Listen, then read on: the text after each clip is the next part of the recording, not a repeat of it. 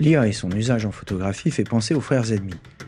Les usagers semblent bien contents d'y recourir, mais en même temps, ils considèrent ces innovations technologiques comme une menace. Tous les ans, lors du Salon de la photo, une étude est réalisée par AFNUM, l'Alliance française des industries du numérique, qui permet de voir où en sont les usages de la photographie et des innovations technologiques en ce domaine. Cette étude, dans sa version 2024, démontre des paradoxes intéressants dans les usages des interviewés. Résumé de nos impressions dans cette brève. Des interviews, des chiffres, des faits, des études. Pas de blabla, ce sont les podcasts de Visionary Marketing disponibles sur toutes les bonnes chaînes de balado-diffusion.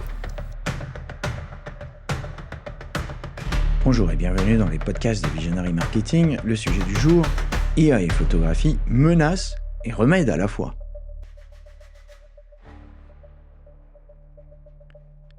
Les lecteurs de Visionary Marketing et de notre newsletter connaissent notre passion pour la photographie, qui est aussi notre métier.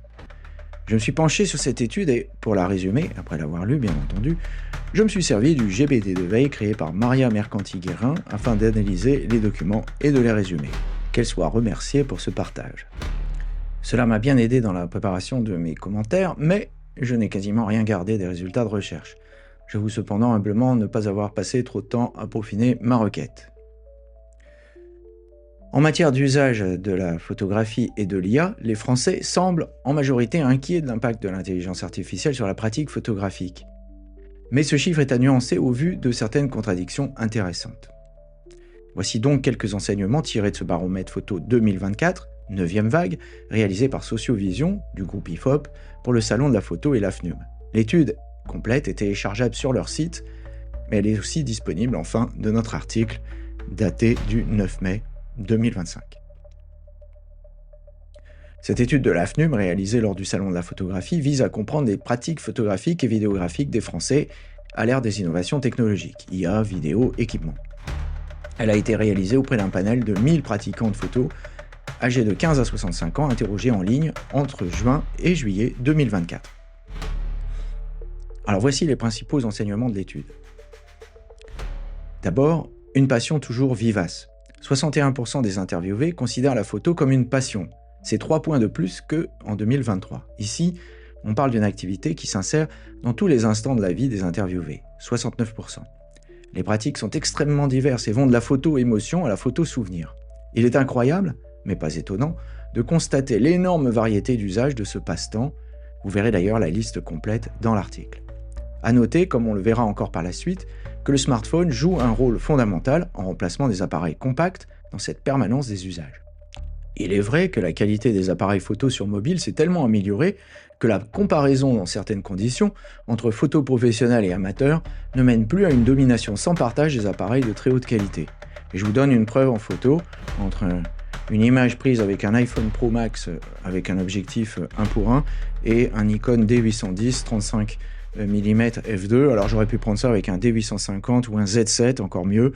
Mais bon, voilà, ça n'aurait pas vu beaucoup la différence. C'est l'objectif qui fait la différence. D'ailleurs, il ne reste plus que cette différence entre les deux photos. C'est ce qu'on appelle le bokeh, c'est la différence de qualité de flou.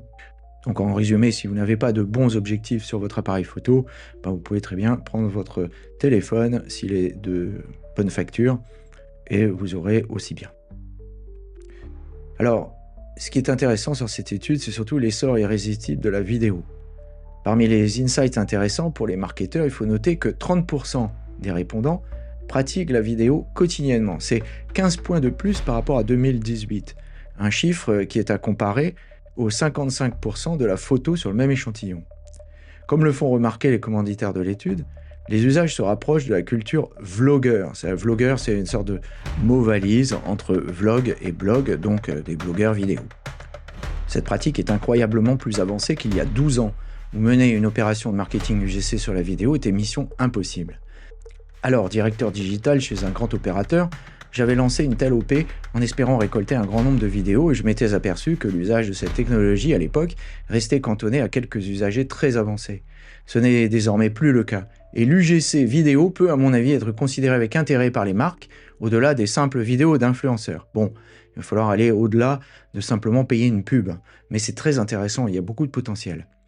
Encore plus étonnant, 54% pratiquent le montage vidéo, souvent via mobile, une activité qui pourtant reste assez technique et ardue. Bref, je n'en ai pas cru mes yeux en découvrant les stats de la vidéo sur ce panel grand public assez large.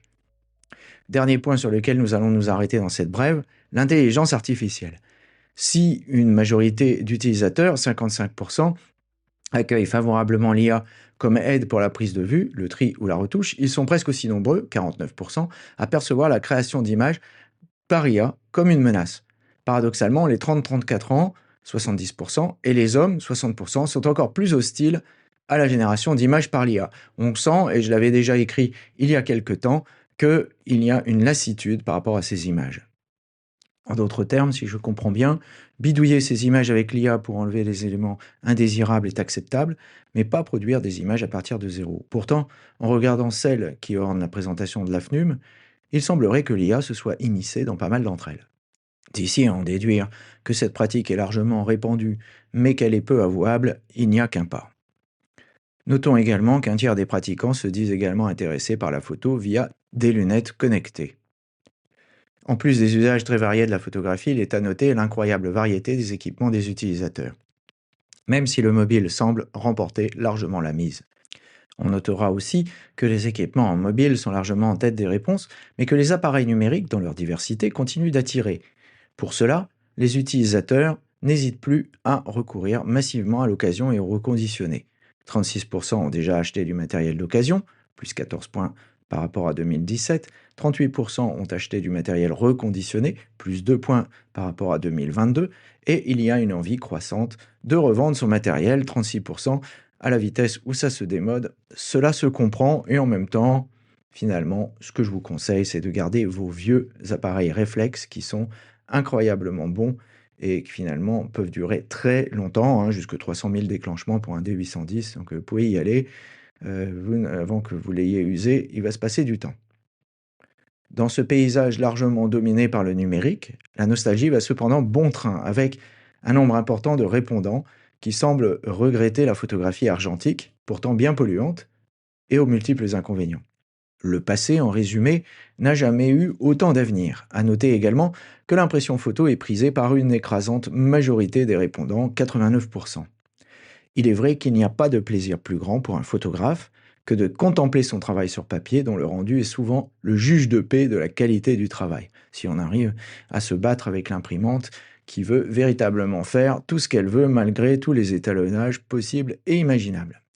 Dernier paradoxe et non des moindres pour des nostalgiques de l'argentique, 56% des répondants, le cloud gagne en confiance. 78% des répondants stockent leurs photos sur le cloud et s'imposent pour l'archivage des données photographiques, ce qui est logique tant il est délicat de conserver ces images de manière sûre sur un disque sans risquer de tout perdre. Cela peut sans doute s'expliquer par les nouvelles pratiques en vogue dans l'argentique avec ses utilisateurs qui numérisent leurs négatifs. Je suppose que le photographe qui s'adonne à ce nouveau sport apprécie la rigidité de l'argentique, mais pas au point de subir ses inconvénients, notamment en post-production, c'est-à-dire en développement pour ceux qui ne sont pas familiers du vocabulaire. Je vous laisse découvrir dans l'article daté du 9 mai 2025 l'intégralité de cette étude, dont nous attendons avec impatience la version de cette année 2025. Surtout, n'oubliez pas de mettre une bonne note à ce podcast si vous l'avez apprécié.